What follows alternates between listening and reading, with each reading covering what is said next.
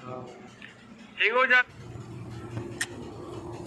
में 4 ॾींहं अॻु शहरनि पारां पकड़ियल मुबैना चोर थाणे तां फरार थी वियो आहे, जंहिंखां पोइ पुलिस में थरथलो मची वियो आहे।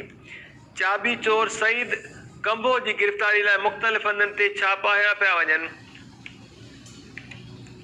हिंगोजा मां ख़बर अवांखे ॾिनी पिया 4 ॾींहं अॻु शहरनि मुबैना चोर खे पकड़े करे पुलिस हवाले कयो हो, जेको चोर थाणे तां फरार थी वियो आहे, जंहिंखां पोइ पुलिस में थरथलो मची वियो आहे। ज़रियनि जो चवणु आहे त चाबी चोर सईद कंबो जी गिरफ़्तारी जे लाइ मुख़्तलिफ़ हंधनि ते छापा हया पिया वञनि।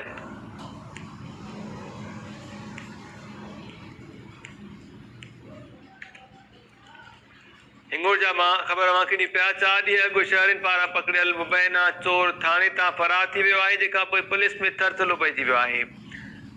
पुलिस ज़रियनि जो चवणु आहे त चाबी चोर सईद कंबो जी गिरफ़्तारी जे लाइ मुख़्तलिफ़ हंधनि ते छापा हया पिया वञनि।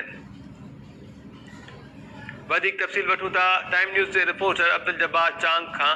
अब्दुल जब्बार, छा अपडेट्स आहिनि अवां वटि? जी बिल्कुल अवांखे ॿुधाईंदो हलां त 4 ॾींहं अॻु कारगो रस्ता चोरी करण दौरान शहरनि पारां पकड़े ॾिनल पुलिस हवाले कयल मुलज़िम लाकब माज जेको फरार थी वियो, जेको मशहूरु चाबी चोर सईद अहमद कंबो हुयो, हिंगोर जा थाणे खां आसानी सां फरार थी वियो।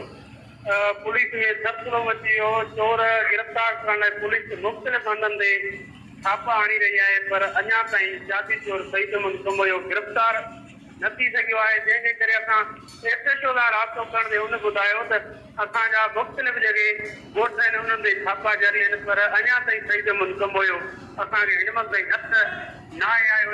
असीं इहो जेको इलाही माना चोरी में मुलविस आहे सईद अहमद कंबो, पर अञा ताईं असांखे उहो हथ न अची सघियो। जी अब्दुल जब्बार चांग, महिरबानी तफ़सील ॾियण जे लाइ।